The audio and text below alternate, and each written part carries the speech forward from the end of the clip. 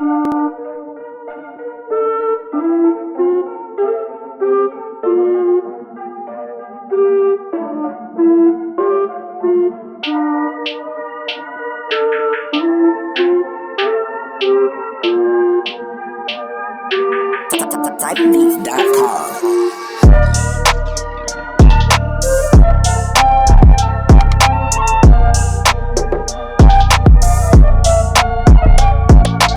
What is up, YouTube? This is yours truly, ATUM-RE, coming at you guys with another video.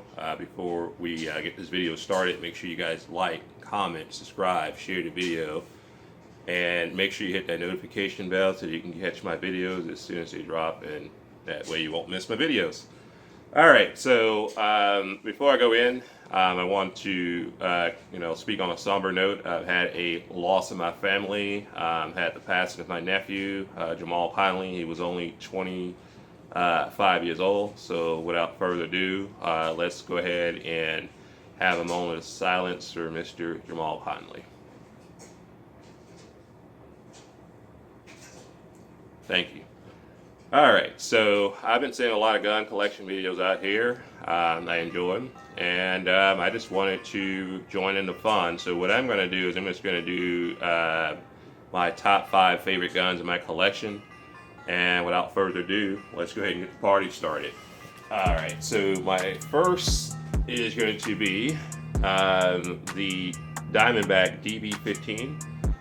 This is going to be a 16-inch AR-15, and it is chambered in 300 blackout. I know you guys are why do you have a 16-inch AR-15 chambered in 300 blackout? And the reason being is that I bought this gun during the pandemic, and basically all of the AR-15s that were in 300 blackout, 223, 556 were actually sold out. And since it was my very first, I didn't want to build my very first AR-15, but I actually like the 300 blackout round. But it has a 6-position Roger stock, has mag pull grip here. It comes with 1 mag pull magazine, and it has a little clip-on OLED here. In the future, I'm going to get a better flashlight, more looms, but that is not a priority at this point because I don't shoot this that much since the prices are sky high. But I have the Vortex Spark AR red dot. I actually like this red dot a lot. It's very accurate. Anything I pointed at, it basically hits. Has a pretty nice boat in here, and everything runs pretty good here. I actually like this AR-15 a lot, and we'll shoot her some more, but I'll probably add, of course, some iron sights for both front and back. And I'll probably get a larger target handle since I have large hands. So let's go ahead and flip around so you guys can see her model a little bit. And there you go, Diamondback DB15. So that came in at number 5. All right, next up is going to be, oh, there we go, couldn't find it. All right, so I have the CZ-P10F. This is going to be a full-size polymer pistol. It is clear, just in case you safety cops get on my forum here and say, hey, be safe. This is a full-size polymer striker pistol. You have your slide serrations in the front and back. You have the low-light illuminated sights here. It has a nice, long, sturdy grip and a nice defined beaver tail here. It has ambidextrous slide release here, and it's easy to pull, to break down. It's pretty much what Glock should have been out of the box. I mean, because Glock still has plastic sights. The slide serrations on the newer Glocks are much better, but this is what a Glock 19 should be out of the box. And the trigger is excellent and has a large trigger guard, so you can actually get your finger in there if you have gloves or anything like that. Again, the gun is safe, so if you're saying, well, you have your hand in the trigger guard, because I know the gun is safe. This is my favorite pistol in my collection. It does have a capacity of 19 plus 1. They do make a 21 round mag for it as well. But this is an awesome pistol. Shoots very well, very accurate. And this is my go-to nightstand pistol. All right, next up, number 3, Big Mama. This is going to be the Mossberg 590A1. this is the gun that passed all the mil specs for the military. This is going to be a 20-inch barrel smoothbore shotgun, and it has a thicker barrel than the normal 500. So that's the big difference between the 500 and the 590-81 is going to be that real thick barrel wall that you're going to have here. You're going to have your ambidextrous safety. You're going to have your ghost ring sight, if you can see there. So you're going to have your knife sight up front, and then you're going to have that ghost ring, which makes a lot of difference. It's much easier to get acquisition on your shot with the ghost ring versus just a bead sight. Thinking about probably adding that to the Shockwave in the future, maybe. We'll see. But again, it has the ambidextrous safety, so red is dead, nothing is safe. All right, so you have the speed stock here. You're gonna have 4 extra shells on each side. I'm not gonna demonstrate that because it's kind of clunky, but it works though. So you can have 4 extra shells here. So again, this is the speed stock.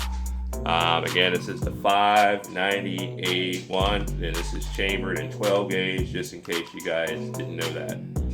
And I didn't tell you that the CZ P10F was chambered in 9mm. I should have said that. But again, this is the 590-81. Next up is going to be the PSAK 47 GF3 by Palmetto State Armory. This is the AK-47 variant. I use that word very loosely. It is going to be an FDE. It is going to come with one Magpul magazine. It has the Magpul stop. You know, everything is forged. All the parts are pretty sturdy. They've come a long way since the first generation. I've heard nothing but good things about Palmetto State Armory, so I decided to pick up one. And the price is right. Let me see if I can get the stock to fold while I'm on camera. Let's try this, because this is... Got it. Took a while, but I got it. All right, so you can use this as, you know, a truck gun as well, because you can actually fold the stock here. This is chambered in 7.62 by 3.9, just in case you guys did not know that. I've run some steel, I've run some brass through it. I like the Magpul furniture too.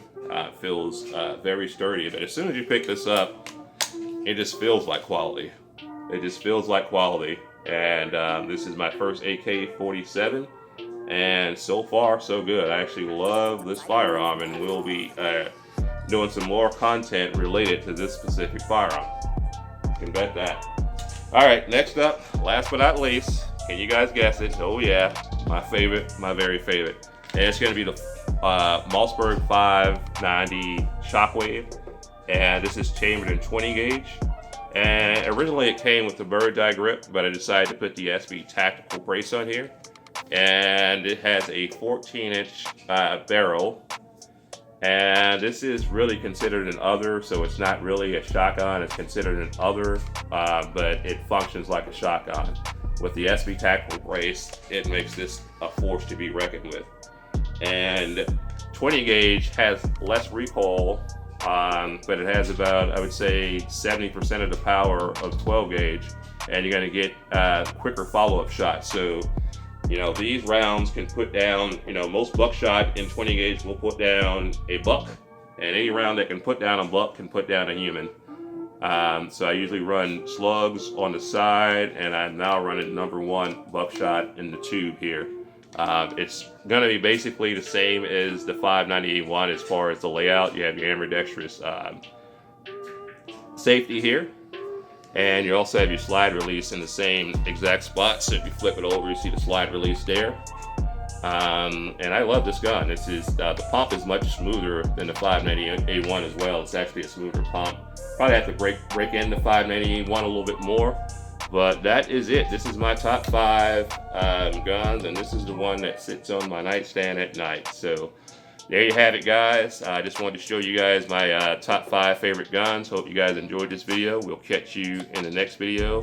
As always, keep 2A alive. The Second Amendment shall not be infringed. You guys have an excellent day.